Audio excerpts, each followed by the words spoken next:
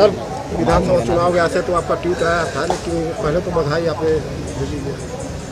नहीं, बिल्कुल बधाई के पात्र हैं भाई। जिस तरीके से भारतीय जनता पार्टी का प्रदर्शन रहा है, और यकीनन इसका श्रेय प्रधानमंत्री जी को, गृह मंत्री जी को, नड्डा जी को, भारतीय जनता पार्टी के राष्ट्रीय अध्यक्ष, इनको जाता है। क्योंकि जो परिस्थितियां जिस तरीके से जानकार भी बता रहे थे कि जिस तरीके से परिस्थितियां हैं, आसान चुनाव कोई भी नहीं मान रहा था, पर इन विपरीत परिस्थितियों में भी अगर भारतीय जनता पार्टी ने इतना बढ़िया प्रदर्शन किया है तो यकीनन उसका श्रेय भी उनको दिया जाना चाहिए। बधाई के पात्र हैं। हाँ, बस ये है कि इन परिणामों के बाद कुछ लोग जो अपने आप को प्रधानमंत्री और राष्ट्रपति पद की दावेदारी पेश कर रहे थे, उनके सपनों को ज़रूर अल्पविराम लग गया होगा।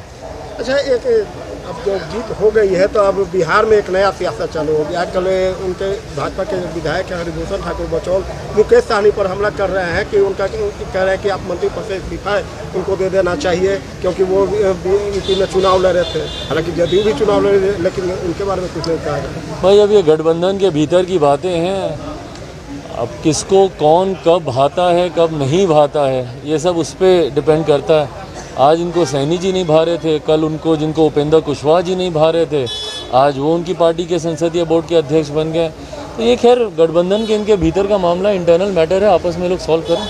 अच्छा, एक कल नीतीश जी ट्वीट किए थे जिसमें यूपी चुनाव पर उन्होंने बधाई दिया, लेकिन योगी जी को बधाई नहीं देकर सीधे प्रधानमंत्री जी को बधाई दी। भाई, अब उनको प्रधानमंत्री जी के संरक्षण की ज़रूरत है। जिस तरीके से मोर्चा खोल के बैठे थे, अब उनको पता है कि गठबंधन में मुख्यमंत्री जी का भी इस गठबंधन में जिस तरीके से निरंतरता में उन्होंने प्रधानमंत्री जी केंद्र सरकार की नीतियों का विरोध किया, एक के बाद एक, पेगासस की बात हो, जातीय जनगणना की बात हो, जनसंख्या निरंतर कानून की बात हो, या ये जानते हुए भी कि प्रावधानों को हटा दिया गया है, उसके बावजूद जिद पर अड़ना और विशेष राज्य के दर्जे की निरंतरता में मांग करते रहना। तो इन तमाम चीज़ों से, और वो भी ऐसे एक समय में जब 5 राज्यों में चुनाव चल रहे थे, जो परिस्थितियां इन्होंने यहाँ पे बनाई हुई थी, जो माहौल ये यहाँ पर उत्पन्न करने का प्रयास कर रहे थे, जिसकी वजह से भारतीय जनता पार्टी को इन चुनाव में नुकसान पहुँचाने की सोच के साथ, और उसी सोच के साथ इन्होंने अपने प्रत्याशी भी उत्तर प्रदेश में इन्होंने उतारे थे। तो बहरहाल इन तमाम बातों का खामियाजा तो कहीं ना कहीं अब इनको भुगतना पड़ेगा, और इसीलिए अब ये प्रधानमंत्री जी की संरक्षण में जाने का प्रयास कर रहे हैं, बार बार उनकी तारीफ कर रहे हैं। जैसा मैंने कहा कि अब इनके भी राष्ट्रपति और प्रधानमंत्री बनने के सपनों को अल्पविराम तो लगा ही है। यानी इस चुनाव से यह साफ हो गया कि अब राष्ट्रपति जी नहीं बनेंगे। भाई, अब कैसे बनेंगे राष्ट्रपति?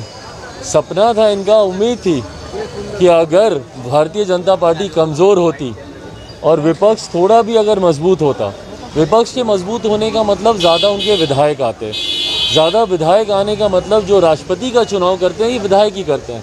तो अगर ज़्यादा विधायक आते तो उनके सपनों को और बल मिलता कि संभवतः ये राष्ट्रपति बन सकते। मुख्यमंत्री तो बोले थे कि हमको इसमें कोई जानकारी नहीं है और ना इसके बारे में सोचते तक नहीं। मुख्यमंत्री की कथनी और करनी का फ़र्क भाई हम बिहारियों से बेहतर कौन जानता है? हम लोगों से बेहतर कौन जानता है कि मुख्यमंत्री कहते क्या हैं, करते क्या हैं? मिट्टी में मिल जाऊंगा, भाजपा के साथ नहीं जाऊंगा, उन्हीं की कृपा पे आज मुख्यमंत्री बने हुए हैं।